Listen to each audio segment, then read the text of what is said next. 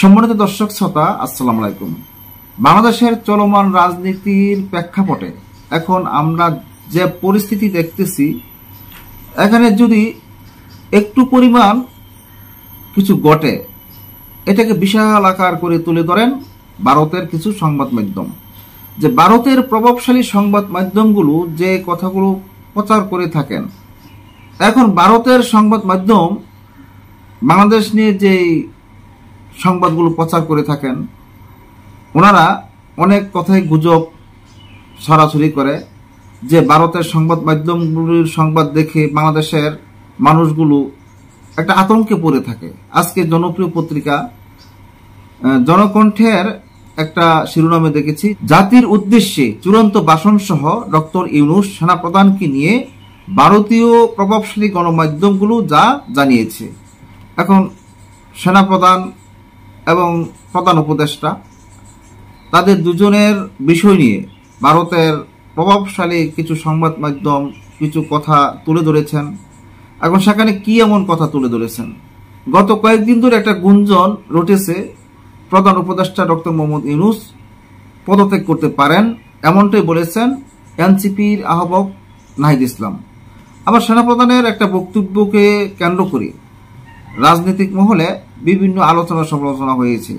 যে আলোচনা সমালোচনার মধ্যে সেনাপ্রধানের বক্তব্যটা বিএনপি দলের তারা সমর্থন করেছেন, এনসিপি দলের তারা সমর্থন করে নাই, তারা এই বক্তব্যটা মেনে নিতে পারছে না।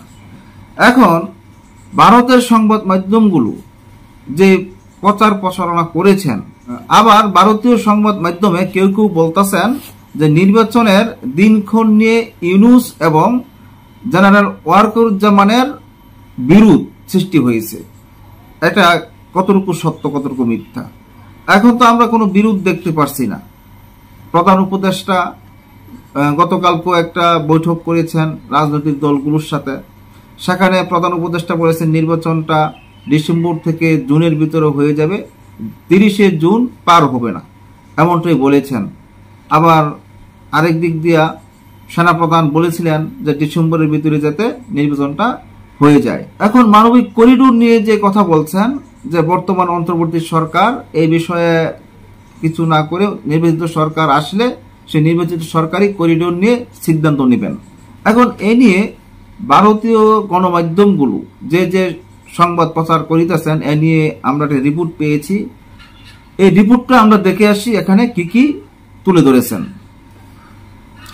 গতকাল এনসিপি নেতা নাহিদ ইসলামের বরাতে প্রধান উপদেষ্টা ডক্টর মোহাম্মদ ইউনূসের পদত্যাগের চিন্তা ভাবনার যে খবর সামনে এসেছে তা নিয়ে বিভিন্ন দৃষ্টিভঙ্গি থেকে সংবাদ ছেপেছে ভারতের প্রভাবশালী একাধিক সংবাদ মাধ্যম। ভারতের অনেক সংবাদ মাধ্যম লিখেছে মোহাম্মদ ইউনূস সার্বিক বিষয়ে জাতির উদ্দেশ্যে ভাষণ দেওয়ার খসড়াও তৈরি করে ফেলেছিলেন। কেউ কেউ লিখেছে আগামী সংসদ নির্বাচনের দিনক্ষণ নিয়ে ইউনূস ও সেনাপ্রধান জেনারেল ওয়াকারুজ্জামানের মধ্যে বিরোধ তৈরি হয়েছে। কোনো কোনো ভারতীয় সংবাদ মাধ্যম বিষয়টি দেখিয়েছে নির্বাচন নিয়ে ক্ষমতা লড়াই হিসেবে। হিন্দুস্তান টাইমস শিরোনাম করেছে নির্বাচন নিয়ে বাংলাদেশের সেনাপ্রধান ও ইউনূসের মতবিরোধ। হিন্দুস্তান টাইমস তাদের প্রতিবেদনে আরও জানায়, নির্বাচনের রোডম্যাপ ঠিক করতে না পারা এবং রাখাইনে করিডোর দেওয়া না দেওয়া নিয়ে মূলত সেনাবাহিনী ও অন্তর্বর্তী সরকারের মধ্যে বিরোধ তৈরি হয়েছে। প্রতিবেদনে আরও জানানো হয়, অন্তর্বর্তী সরকার যেভাবে অর্থনীতি সামলাচ্ছেন সেটা নিয়েও প্রশ্ন তুলছেন সেনাপ্রধান। এছাড়া ইলন মাস্কের স্টারলিংকে বাংলাদেশ নিয়ে আসার মতো স্পর্শকতার বিষয় নিয়েও জেনারেল ওয়াকার উদ্বেগ জানিয়েছে।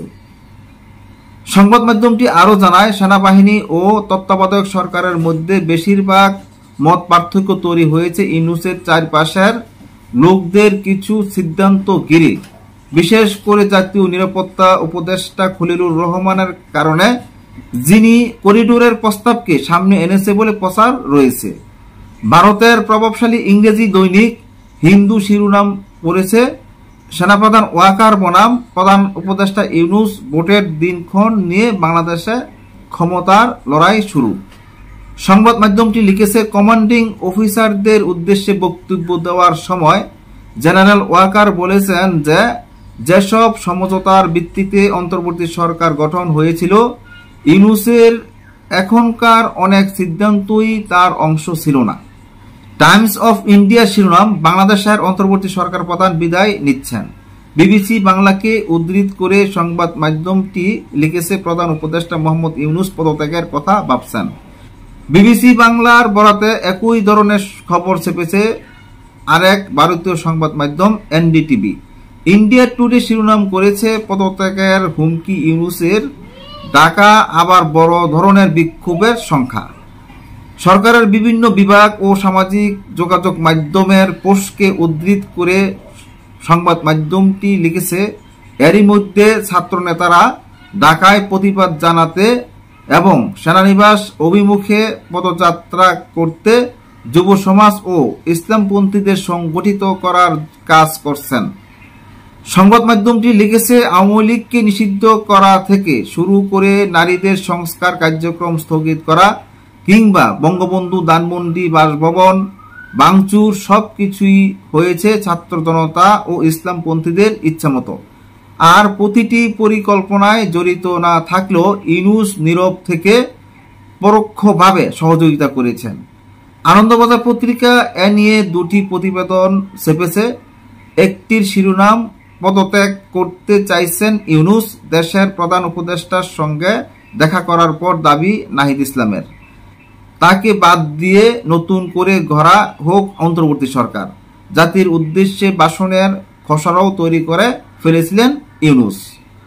বাংলাদেশের বিভিন্ন সংবাদ মাধ্যম বরাতে এক খবর বলা হয়েছে, প্রধান উপদেষ্টা ডক্টর মোহাম্মদ ইউনূস পদত্যাগ করতে চেয়েছেন।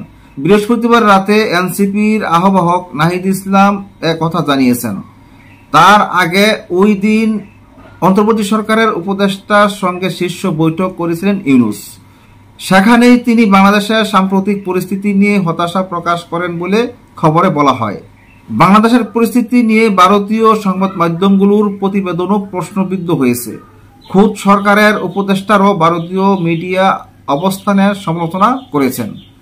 সম্মানিত দর্শক শ্রোতা, এখানে বাংলাদেশের পরিস্থিতি এবং বাংলাদেশের যে খবরগুলো, প্রধান উপদেষ্টার পদত্যাগ এবং ওয়াকরুজ্জামানের বক্তব্য এবং নির্বাচন নিয়ে যে আলোচনা সমালোচনা হচ্ছে, করিডোর নিয়ে যে কথাবার্তা হচ্ছে, এইসব নিয়েই ভারতীয় সংবাদ মাধ্যমগুলো যেসব শিরোনাম প্রকাশ করেছেন, এগুলোই এখানে তুলে ধরা হয়েছে। এখন বাংলাদেশের বর্তমান পরিস্থিতি, ভবিষ্যতের যে পরিস্থিতি কেমন হতে পারে, এটা এখনো আমরা বুঝতে পারছি না। গতকালকে সংবাদ মাধ্যমে দেখেছি প্রধান উপদেষ্টার সাথে বিভিন্ন রাজনৈতিক দলগুলো বৈঠকে বসেছেন। বৈঠক শেষে তারা এক একজন এক এক রকমের মত প্রকাশ করেছেন।